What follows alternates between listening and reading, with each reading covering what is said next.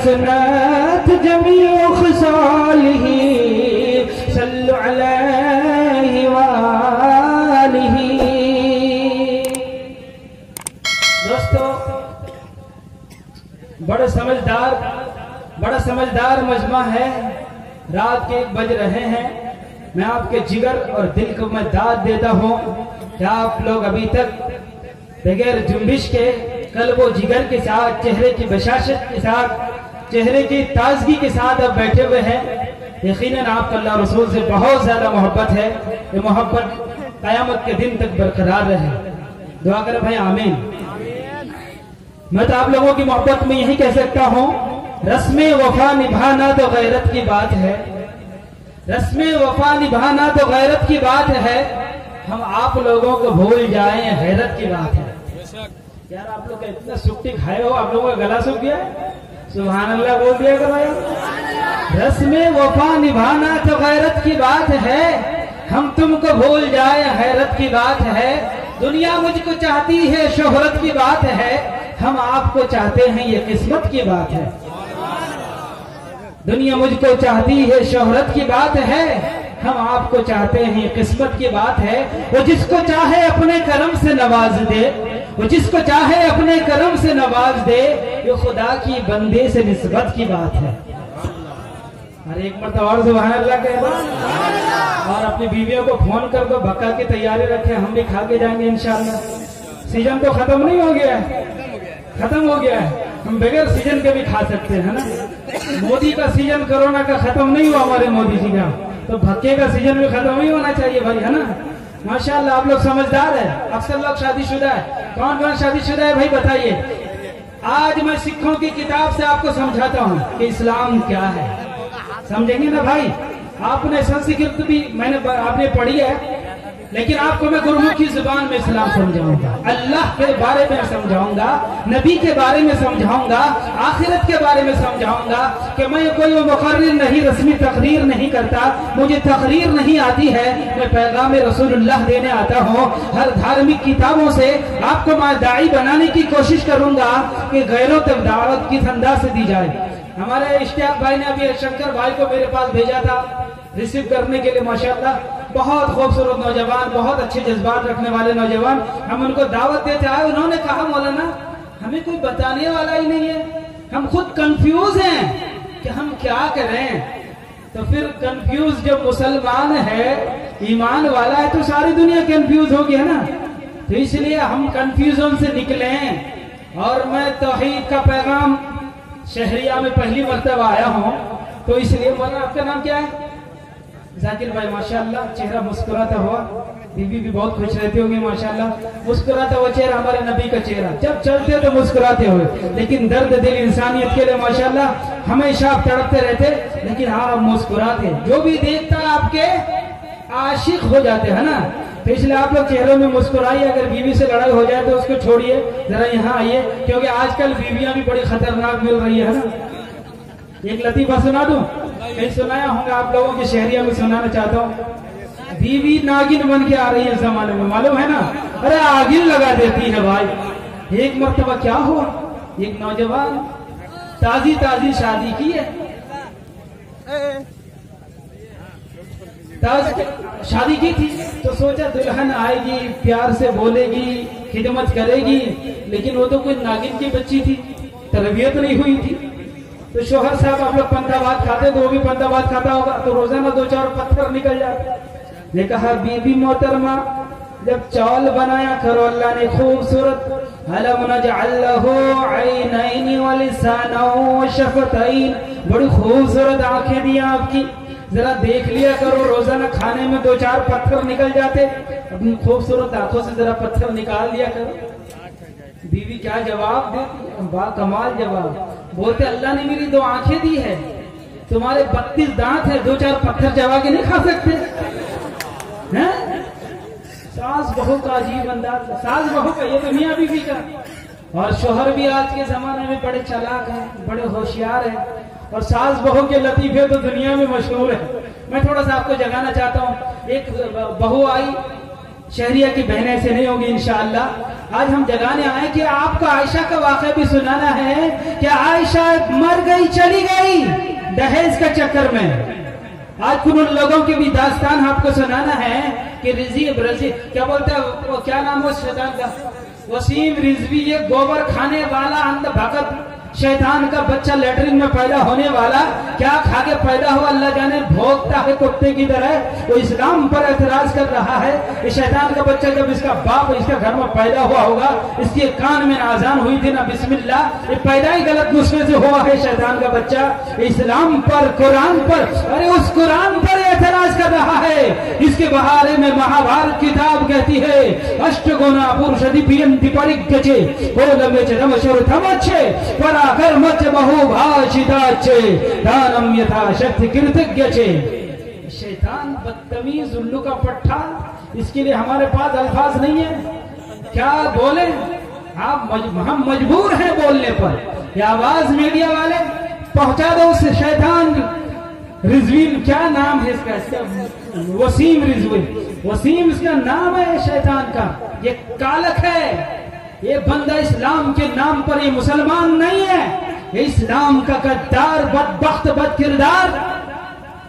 Supreme court में, high court में जाकर के पिटीशन दायर करता है कि कुरान पाक की उन आयतों को जिसमें जिहाद का हुक्म निकाल दिया जाए। ये कुरान नहीं है, असली कुरान नहीं है, इस पर बैंड लगा दिया जाए। जब भी ये शैतान बोलता है तो जहर उगलता है, मदारिस को बंद करने की बात करता है, उलमा पर पाबंदी लगाने की बात करता है। ये गोबर के बच्चा, पता नहीं ये कीड़ा कौन से गोबर से निकला होगा, बहुत से कीड़े गोबर से निकलते हैं ना, तो ये कीड़ा है काला रंग का, इसके चेहरे से काला नहीं है, अंदर काला है पूरा, तो उसकी वही उसके मुंह से काला निकलता है, बदबूदार अल्फाज निकलते हैं शैतान के बच्चे का। अल्लाह हिफाजत फरमा, अल्लाह से जल्दी निपटेगा, बहुत जल्दी इसको अल्लाह की तरफ सजा मिलेगी। शिया भाई लोग भी मैदान में आ गए हैं, इसके खिलाफ एहतजाज हो रहे हैं, रैलियां निकाली जा रही है, इस पर बैंड लगाने की बातें हो रही है, बहुत जल्दी इनसे भी निपट लिया जाएगा इंशाअल्लाह। मेरा गला सूख रहा है, आप लोग दुआ करो मेरा गला तरोताजा हो जाए थोड़ा सा।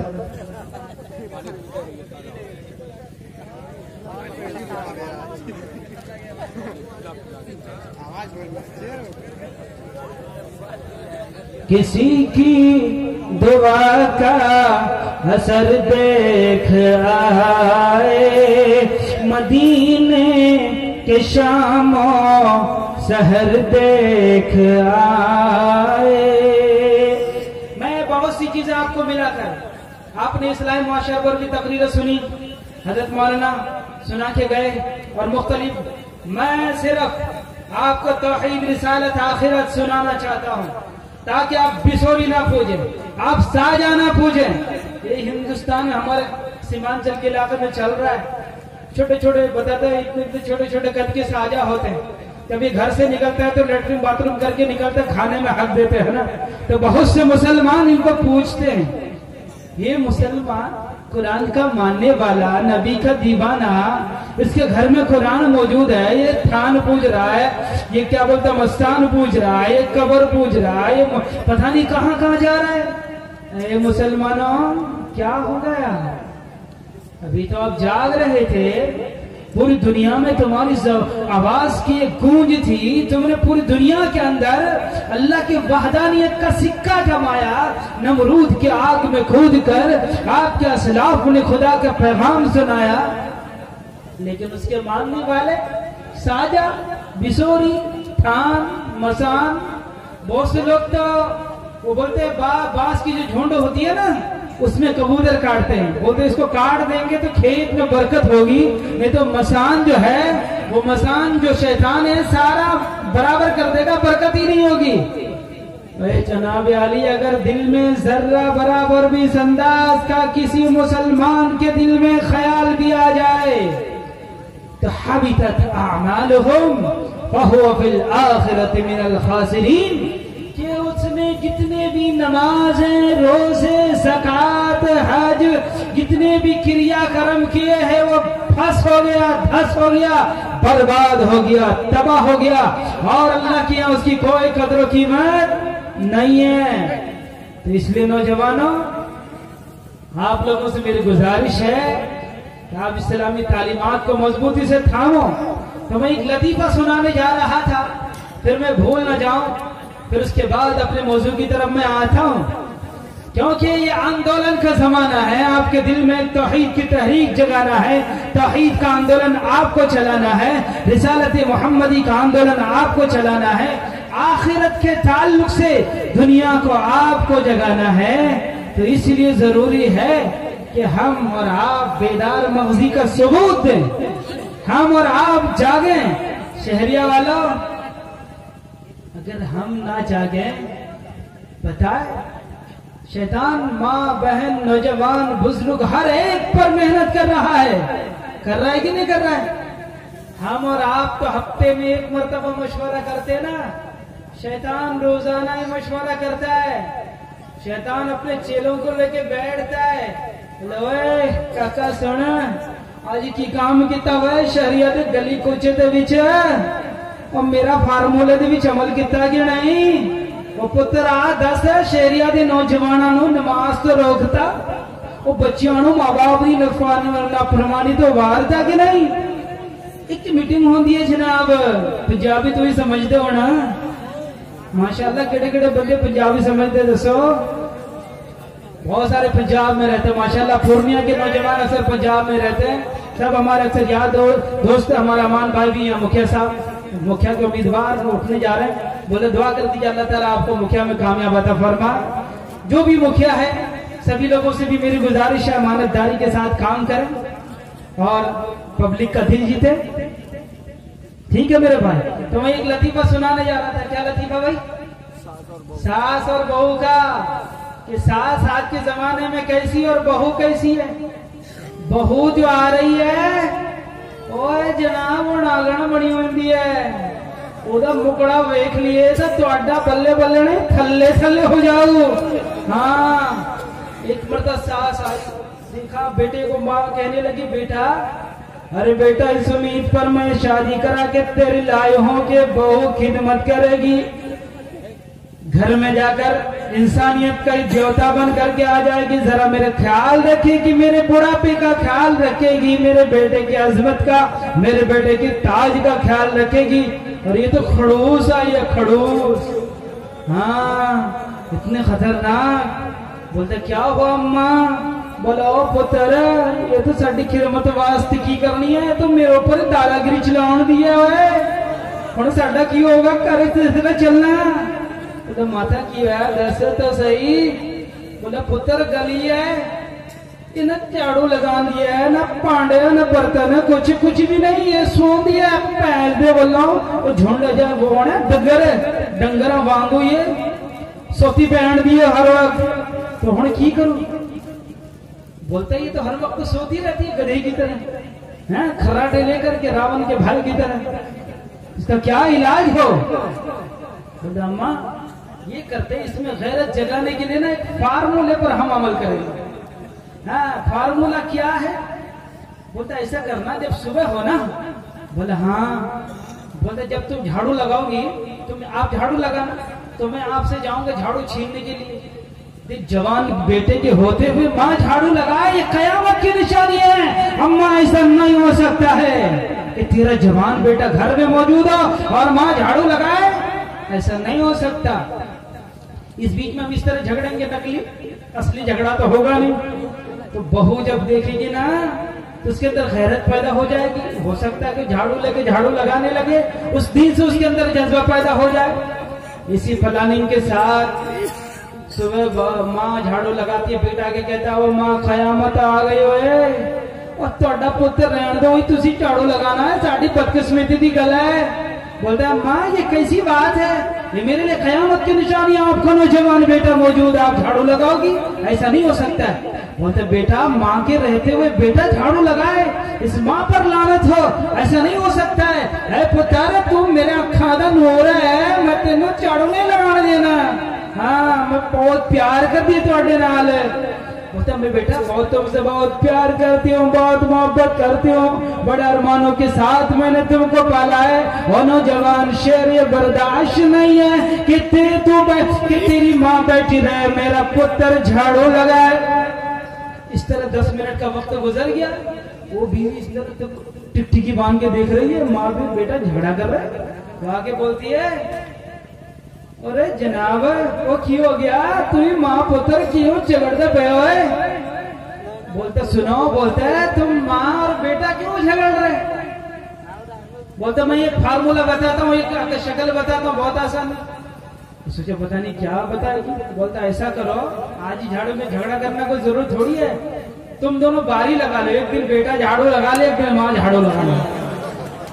हाय हाय क्या जमाना है, बड़े चला आप तो बस। और मुसलमानों का भी हाल है हकीम जी की तरह, हराम खोरी खा खा करके कब्रिस्तान में मुंह में पट्टी बांध के जाते हैं बहुत से मुसलमान। एक हकीम जी थे, वो कब्रिस्तान में जाते थे तो मुंह में बुरखा पहन के जाते। तो लोगों ने कहा हजरत ये क्या बात हो गई है, तो सारे बंदे कब्रिस्तान दे विच मुंह खोल के ते तू ही मुंह ढक के जांदा, साडी गल समझ नहीं आती, तू ही दसो की गल है। हाँ बोले सारे बंदे कब्रिस्तान में खोल के जाते हैं, दरूद पढ़ने फातिहा पढ़ने जाते हैं, लेकिन आपका अंदाज निराला है, आपका तरीका निराला है। आप मुंह में कब्रिस्तान में बरका पहन के जाते हैं। हकीम जी क्या कहते मालूम, इस कब्रिस्तान में जितने भी लोग मरे हैं ना, वो मेरी दवाई से मरे हैं। मुझे डर लगता है कोई पहचान न ले और अंदर खींच न ले, तो वहां फिर धक्कम धक्का भक्का और मीठा और पीठा और सुट्टी की चटनी जितना भी खाया हूँ सब निकाल लेगा एक ही दिन के अंदर मेरा, ठीक है ना।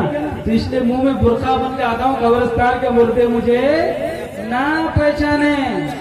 तो इसलिए हम लोग क्या समझते हैं, क्या हम मलकुल मौत से बच जाएंगे, शहरिया के बाजार में घुस जाएंगे, या कब्र के उस मुनकर नकर से बच जाएंगे? यहाँ के फरिश, यहाँ की टीटी जो है ना, आप अगर टिकट बना के ना जाओ, हो सकता बाथरूम में घुस जाओ, टीटी से सेटिंग हो जाए, 200 की जगह 400 दे दो, जान बच जाए। लेकिन ओए काका सोना, कबर दे विच जेड़े फरिश्ते आणगे ना, उत्थे नहीं चलना 200 400। हुण उत्थे कोई रेल का डब्बा नहीं होना, बाथरूम लैटरिन, तो तू जाके उत्थे भज जाना ते जान बचा लेना। गल चंगी तरह सुनो, कब्र में जो फरिश्ते होंगे ना, वहां रिश्वत नहीं चलेगी। ये मुखिया साहब का बेटा 3 सुखिया गाड़ी चलाने वाला है, ये मंत्री साहब का बेटा ये संतरी बना हुआ था, ये गृह मंत्री का, गृह मंत्रालय का ये पुत्र है बेटा। वहां तो सिर्फ एक सिक्का चलेगा, एक टिकट चलेगा, जिसमें रसूलुल्लाह की मोहब्बत, कुरान की मोहब्बत, अल्लाह की मोहब्बत, आखिरत की मोहब्बत, फरिश्तों की मोहब्बत, तकदीर की मोहब्बत और किताबों की अकीदे की मोहब्बत, यानी ईमान मुफस्सल के दायरे में जो जिंदगी गुजार के दिया होगा, उस पर मोहर का ठप्पा लगा हुआ होगा कि बंदा एक खुदा को पूजने वाला था, ये किसी कब्र के सामने सर नहीं झुकाता था, ये किसी क्या बोलते पीर के सामने सर नहीं झुकाता था, ये किसी मूर्ति के सामने सर नहीं झुकाता था, ये किसी बाबा को खुदा का रूप या दर्जा नहीं दिया करता था, बल्कि एक खुदा, एक परमपिता परमेश्वर के सामने उसकी बंदगी करने वाला था। अगर वो टिकट होगा तो फरिश्ते कहना ओए काका बल्ले बल्ले, ठीक है ना जनाब, वो दसो है ना, बल्ले बल्ले बोलता हुआ दुल्हन की तरह सो जा, हुण तेन कोई टेंशन नहीं, यारा दा टशन है, हुण ते कोई टेंशन लेने की कोई गल है नहीं। आपा जी आज तुसी साडा नजारा वेखोगे, तुहाडे नाल किस तरह से सलूक ते मामला करना वा। वो फरिश्ते ना बड़े प्यारे अंदाज से पेश आते हैं जिन लोगों से जिनके अकायद सही हो, जिनके मामलात सही हो, जो अमानत में खयानत न करते हो, जो फजूलियात से बचते हो, जो नमाज में खुशू खुजू करते हो, और जो नमाजों की हिफाजत करते हो, जो रोजे रखते हो, जो अपनी शर्मगाहों की हिफाजत करते हो, और तमाम उन कामों से बचता हो कि जिनसे अल्लाह व रसूल नाराज होते हो, जिनसे इस्लाम की शान पर धब्बा आता हो, इंसानियत की शान पर धब्बा आता हो, माशरे के नाम पर कलंक आता हो, उन तमाम कामों से अगर वो बचता हो, फरिश्ते कहेंगे शहरिया के नौजवानों, तुम बल्ले बल्ले करके आए शरीयत की, तो हम बल्ले बल्ले कराएंगे तुम्हारे जन्नत की। यत्तरा नंदाश मोदाश मुदा परमोदास्ते कामस यत्तरा तकामस सत्तर मामिमृतम तुधी। तो बोलते यहाँ तुम्हारी मनचाही जिंदगी अब हम तुम्हें इनायत करने वाले हैं, जो तुम चाहोगे हम वो इनायत करेंगे। ऋग्वेद के अंदर है कि अल्लाह ताला उन बंदा को, उन इंसानों को जो उसकी मर्जी के मुताबिक जिंदगी गुजार के गए होंगे, फरिश्ते कहेंगे अबाक साहब, फरिश्ते कहेंगे अब्दुल्ला साहब, फरिश्ते कहेंगे दानिश साहब, अरे फातिमा जुलेखा तुम कब्र में आए हो। हदीस में आता है कि जब बंदा कब्रिस्तान में रख दिया जाता है, अगर वो नेक होता है, कब्र की सारी खिड़कियां खोल दी जाती है, जन्नत का सारा नजारा दिखा दिया जाता है कि देख एसी वाला कमरा, ये जन्नत, इसकी नियामतें, इसकी सारी चीजें तेरे लिए है। आज तुझे कोई टेंशन की जरूरत नहीं कि तू रब को राजी करके आया है, अल्लाह के रास्ते में खर्च करके आया है, तो आखिरत के दीन पर ईमान रख करके आया है, और तू अल्लाह के बंदों को हिकमत के साथ और बेहतरीन तरीके के साथ सच्चाई का रास्ता दिखा करके आया है। मतलब यह है कि तू मुझे राजी करके आया है, इसलिए आज मैं तुझको राजी करूंगा। एक मुखिया के इलेक्शन में खड़ा होने वाला बंदा अपने बंदों को नवाजता है, एक अभी बंगाल में इलेक्शन होने वाला है, पंजाब में इलेक्शन होने वाला है, तो हर मंत्री संतरी जिसके पीछे उनकी जो पब्लिक होती है वो उनको अच्छे पैसों से नवाजती है, ऊपर वो उन चीजों से नवाजते हैं वो लोग। तो जो रब का बंदा हो, गुरु नानक जी कहते हैं मुसलमान कहावन मुश्किल जाता होवे, मुसलमान कहावे अव्वल अव्वल दीन कर मट्ठा, मुश्किल मारा माल मसावे, होए मुस्लिम दीन मुहाने मरंजी बंदा भरम चुकावे, रब दी रिजा सिरा पर करता मण्याव गवावे, तू नानक सर्व जब हुरमतता होवे, मुसलमान कहावे। गुरु नानक जी सिखों के पहले गुरु, जिसको सिख लोग मानते हैं। सिख एक संस्कृत जुबान के शिष्य लफ्ज से निकला है, जिसका माना स्टूडेंट, तालिब इल्म, शागिर्द। सिखों की एक जमात, छोटी सी टोली है, बहुत तादाद में बहुत कम, पंजाब में ही सबसे ज्यादा है, लेकिन बहादुरी, जुर्रत, हिम्मत, और जहां खड़ा करना चाहो खड़ा कर लो। सिंघू बॉर्डर से लेकर गाजीपुर बॉर्डर तक उनकी हिम्मत और